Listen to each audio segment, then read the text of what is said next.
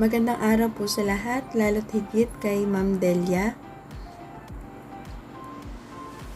Ako po si Ginang Ana Violante Reyes, kindergarten teacher ng Gumaka East Central School, Gumaka, Quezon. Ang aking pong presentation ngayon ay isang pre-recorded video.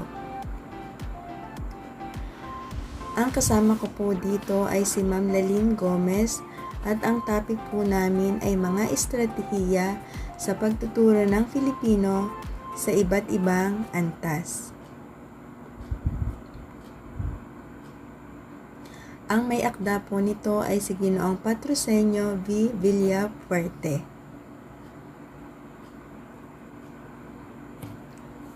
Layunin: maipaliwanag ang mga estratehiya sa pagtuturo ng Filipino sa iba't ibang antas at magamit ang tinalakay na estratehiya sa pagtuturo ng wika. So malawak po yung sakop ng aming report, so hindi lang po siya nakapokus sa wika. Mga terminolohiya sa pagtuturo ng Filipino. Pamaraan: hakbanging sunod-sunod na gumagabay sa guro sa kanyang pagtuturo ng mga tiyak na aralin. Pagdulog: ito'y set ng mga pagpapalagay hinggil sa kalikasan ng wika, pagtuturo at pagkatuto.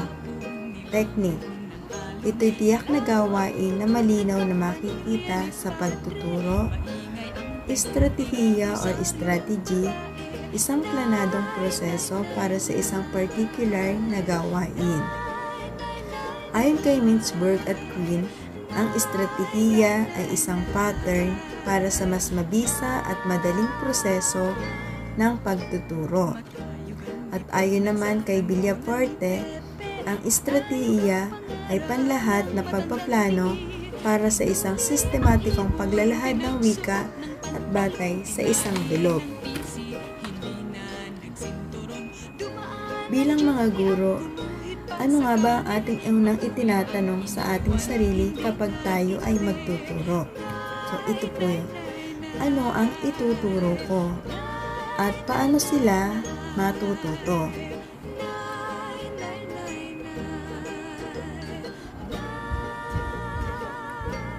Guro ang nagbabalak at nagpapasya ng estratehiyang gagamitin.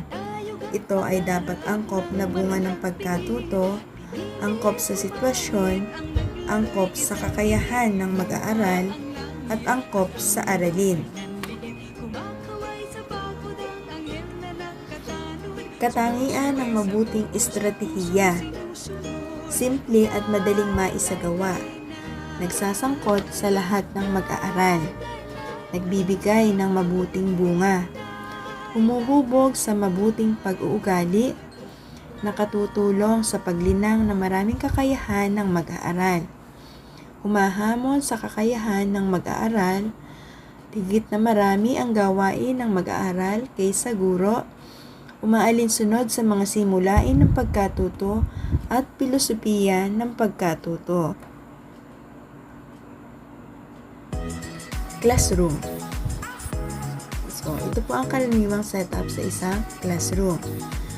Makikita po natin dito ang mag-aaral kasama ang guro. Ang susi ng tagumpay sa gawaing pagtuturo at pagkatuto sa loob ng classroom ay nakasalalay sa relasyon ng guro at estudyante. Isa sa mga estratehiya ang tinatawag nating active learning. Active learning activities help promote higher order thinking skills such as application of knowledge, analysis, and synthesis. And also, active learning activities engage students in deep rather than surface learning and enable students to apply and transfer knowledge better. Students learn more when they participate in the process of learning.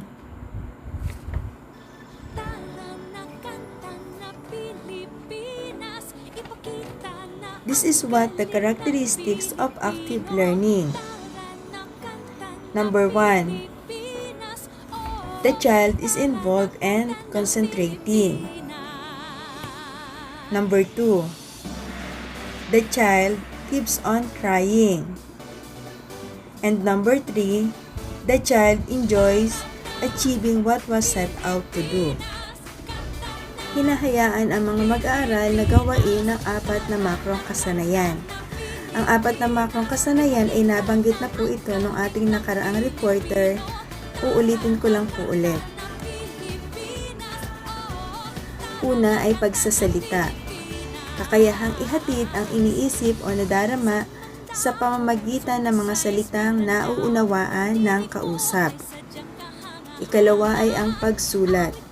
Pagsasalin sa papel o sa anumang kasangkapang maaaring magamit na mapagsasalinan ng mga buong salita, simbolo at ilustrasyon ng isang tao. Ikatlo, pagkilala, pag-unawa, pagpapakahulugan at pagtataya ng mga ideya sa mga nakalimbag na simbolo.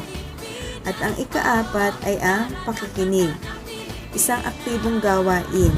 May nagaganap na pagpoproseso sa isip ng tagapakinig na kung saan nagbibigay kahulugan ang mga tunog at salita. Kasunod po ay critical learning.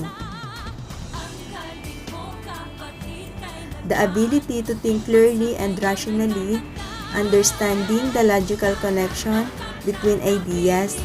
Critical thinking has been the subject of much debate and thought since the time of early Greek philosophers such as Plato and Socrates, and has continued to be a subject of discussion into the modern age. For example, the ability to recognize fake news. Ito lang po yung aking simpleng illustration na critical learning. So, from problem, thinking, and then kakulihan ay solution. So, hayaan po natin silang mag-isip ng mga solusyon sa mga ibibigay natin. Next po ay experiential learning.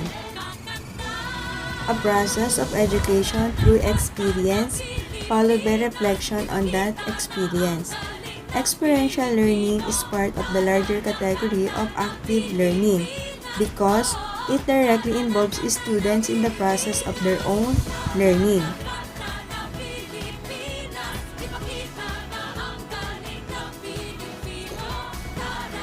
Ito naman po yung illustration from concrete experience followed by reflective observation, abstract conceptualization, and the last one is active experimentation.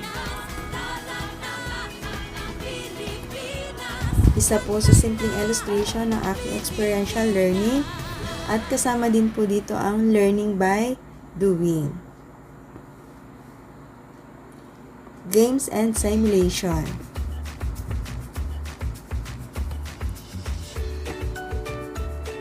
Play is very important to a child's development. It is an integral part of a child's early years foundation stage and supports their learning journey too. Young children can develop many skills through the power of play.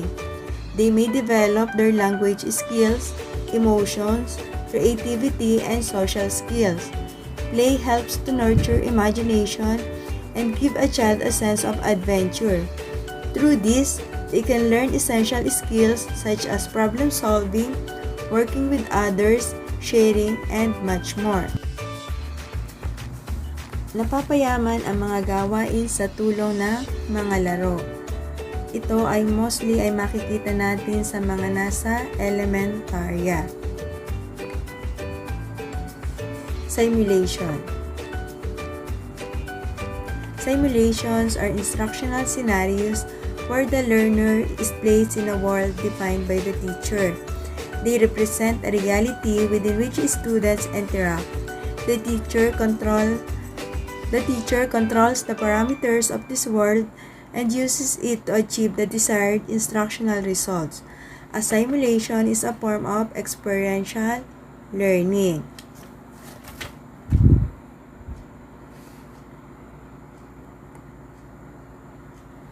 Collaborative learning.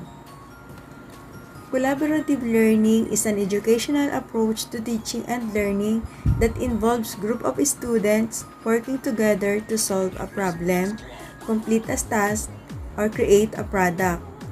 According to Gerla, collaborative learning is based on the idea that learning is a naturally social act in which the participants talk among themselves.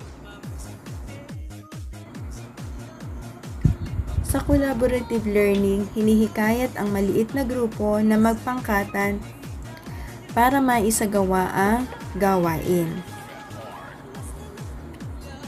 Ito po ang halimbawa ng collaborative learning. So, ito pong mga larawang ito ay ako kasama ang aking mga estudyante.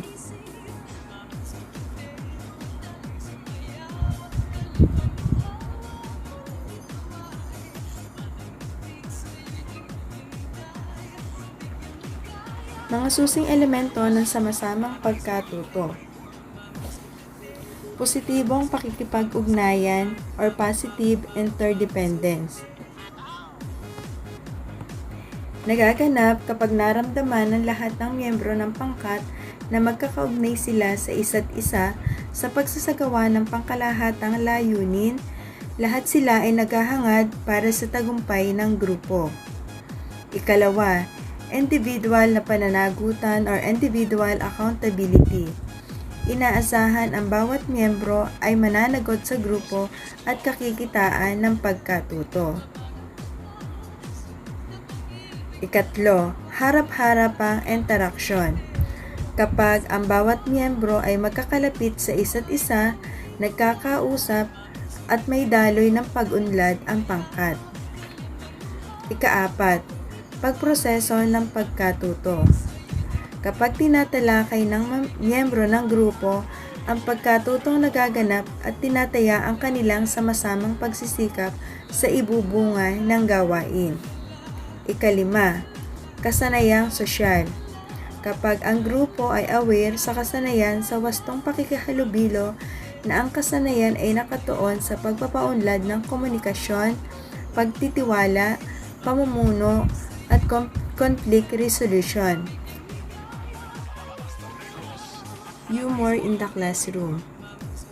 Laughter is such a genuine and authentic human reaction to finding something funny, and it's also a way to feel enlivened and excited. Feeling excited is an important part of curiosity, and curiosity is one of the most significant aspects of learning. Humor keeps us engaged and interested. It can also help us feel like we are part of a community, and it can help us maintain perspective when something feels hard. For all of these reasons, humor can be an amazing tool in the classroom. Nakasalalay sa ating mga kamay kung magiging buhay o patay ang mga talakayan at pag-aaral sa loob ng ating classroom. Inquiry-based learning. From the quotation of Benjamin Franklin, "Tell me and I forget, show me and I remember, involve me and I understand." What I hear, I forget. What I see, I remember. And what I do, I understand. It makes a strong point that when it comes to learning, hearing is not as good as seeing. Seeing is not as good as experience, and true learning is only evident when experience produces an action. Inquiry-based learning. Inquiry implies involvement that leads to understanding. Furthermore, involvement in learning implies possessing skills and attitudes that permit you to seek resolutions to questions and issues while you construct new knowledge. Learner-centered teaching. So, alam na po natin na ang mga bata ang sentro ng pagkatuto. An approach that places the learner at the center of the learning. This means that the learner or student is responsible for learning while the teacher is responsible for facilitating the learning.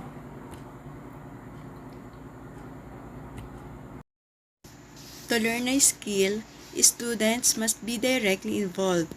No teacher can stand there and tell the students how to do something and expect the students to leave the classroom able to do it. Distance learning, ang anyo ng pagtuturo at pagkatuto sa magkaibang lugar. Distance learning refers to the learning modality where learning takes place between the teacher and the learner who are remote from each other during the actual period of instruction. From mom and sir to ma, pa, ate and kuya, learning will not be the same again for students striving for the right to education.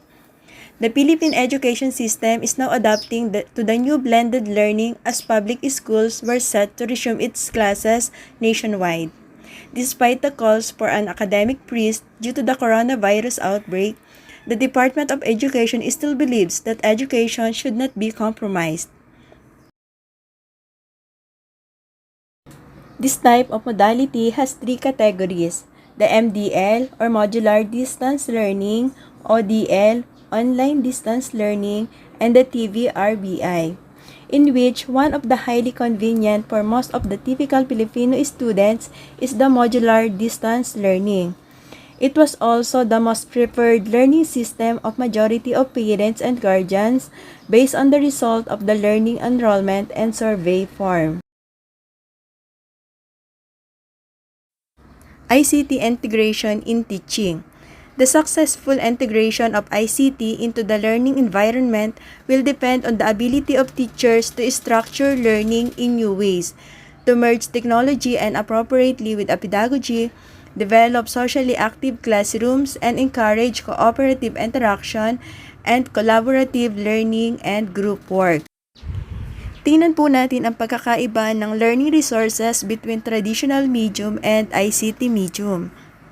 During traditional medium, ang ginagamit natin ay lectures and books, while ICT medium, meron tayong computers, multimedia, internet, lectures, and book. How to use information technology effectively. Learners use computer-based services to search and find relevant information. Learners retrieve relevant information. Learners decode information in variety of forms like written, statistical, and graphic. Learners critically evaluate information of different fields of knowledge. Learners can use computer-based services to write, analyze, present, and communicate information. Learners can use information technologies to create networks of co-learners and to share, collaborate, and construct knowledge.